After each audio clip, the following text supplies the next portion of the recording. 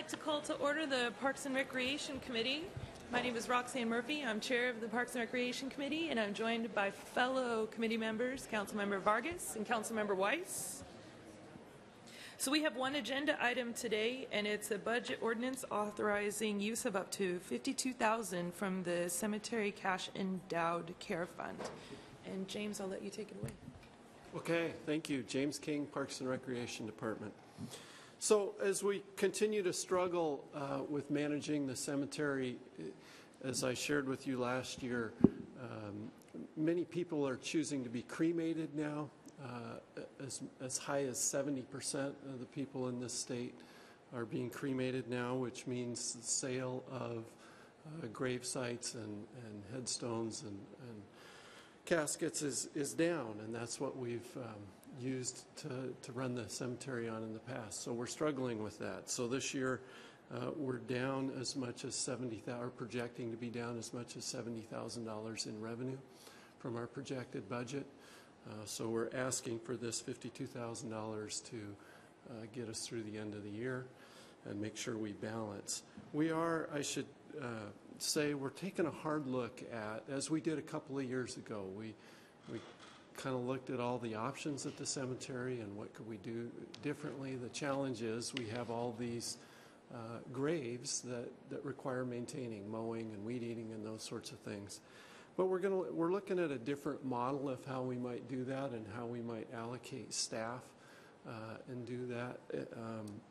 Now it's an enterprise fund, and that may not be the most efficient way to run it because we tend to put the staff in the enterprise fund and don't use them in other places. And so there may be some ways that we can do some cost savings. So we're really working hard on that, hoping to not be in front of you in a year asking yet once again for another subsidy. Council members, any questions? Councilmember Weiss. James, what's the annual budget for the cemetery at this point? Roughly $558,000. Okay, so this is representing about a 10%. We're about 10% out of whack, approximately. Yeah. I have some real concerns about using an endowment that we have established, and I know that you are too, but I don't know, this endowment I suspect has been contributed to for many, many years, if not decades, to build up to the level that we have. And in one fell swoop, we're going to go and take 25% of it out just to go and deal with operating costs that have happened already this year, just to catch up. I don't know, it just makes me uncomfortable about the fact that we would be doing something like that, because the endowment then is going to be much less, 75% of what it is now. Therefore, it's a vicious cycle, because that endowment, what it was supposed to be used for was for care on the interest and not the principal. And that means next year that fund is going to be even lower to go and contribute, and we're in that death spiral. And I agree.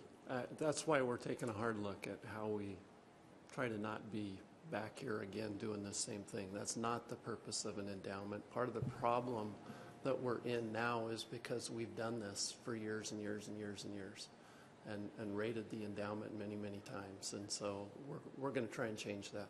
So this endowment has been rated in the past? Mm-hmm. Yes. Yeah, we've done it quite a few times. Mayor Kelly? Yeah, I was just going to say, it was obvious, when I was first elected, that the cemetery business model wasn't working as far as the endowment and the operating costs. And I think part of it is what James is saying, is to look and see if an enterprise fund makes sense or not. The other thing is we are putting $25,000 in the budget this year, I think, so that we can look at a sprinkle garden, or what's it called? A scatter garden. A scatter garden, so that there might be a way to start recapturing some of the revenues for operating the cemetery with a different line of business that we don't do right now. All we do in the cemetery right now is the actual digging the graves and stuff, which obviously is more expensive too. So we're also talking about looking at partners potentially reducing hours at there, because we have someone that sits there all day long, and maybe have set hours, and that person could be doing something else. Anyway, so we'll be bringing options to you, because the model that we have now is not working, and there's a finite amount of money that has been taken, as James says, over the years, to where you kind of inherit this. The endowment's going to take care of this, which is not correct, and I agree with what you're saying. So hopefully after the first of the year, we'll come with some better options for how we run a cemetery. Anything further? Councilmember Vargas. I do agree with Jack. I am struggling with taking the endowment funds and putting them there, but I also see that it's necessary, and I think the fact that you are all looking at all the ways that we could not have this be a deficit is very positive, and I'm glad we're progressing in that direction, so I will approve it. And just for the sake of clarification, this isn't my conviction speaking, can we clarify why we operate this and why we don't just sell the property and sell the business? I think that could be clarified. That's a loaded question, as you know. I get this question. I'd love to clarify. The challenge is we have over 23,000 people that have been buried there. And the model that works or has worked in the private industry is you pay for the maintenance of that plot in perpetuity when you buy it. That's what an endowment is supposed to do for you. We haven't been good about keeping that money in the endowment or starting that endowment in time to have a big enough amount of money to pay for the maintenance from the interest of that. The challenge is we're not alone. This problem is happening nationwide, and many private cemeteries are going bankrupt. So cities and or counties are having to pick them up and maintain them. And the challenge is you often have an awful lot of lawn that takes a ton of maintenance and weed eating around the headstones, the maintenance of the trees. It's just labor intensive, and there's a high expectation from families and others that the cemetery look nice. As soon as you let the grass get a little shaggy or don't keep things maintained very well, we receive instant complaints. So it's a little bit of a challenge in that way. You got all this maintenance that you got to take care of that we've inherited from the past, and we don't have the endowment to pay for that maintenance. So selling it, nobody can make money if you sell it. But I think there are some options, and as the mayor has said, we're working hard on trying to be creative. How can we do this in a more efficient way? And we've identified some ways, and we're sort of penciling things out now and coming up with some options. Thank you. Mayor Kelly? And I do think there have been some attempts to see if somebody else wants to manage the cemetery.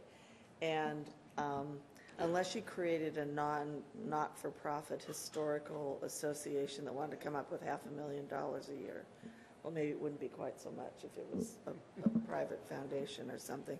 There aren't any takers. I mean, that's the reality, and it's a piece of property that people in our community believe that if someone should be maintaining, and if it's not somebody else, it ends up being us. So, I mean, it's respectful. But it's a hard one. I'd entertain a motion. If anybody's willing to make one. I think Nikki already moved. I move that we pass the ordinance as suggested. Okay, we have a motion to create a budget ordinance authorizing use of up to $52,000 from the Cemetery Cash Endowed Care Fund. Any further discussion? All those in favor, please say aye. Aye. Any opposed? No. Passes 2-1. Mixed recommendation will be brought forward tonight at our council meeting. Is there anything else that you'd like to say about Parks and Recreation? Seeing nothing, end of committee. Thank you.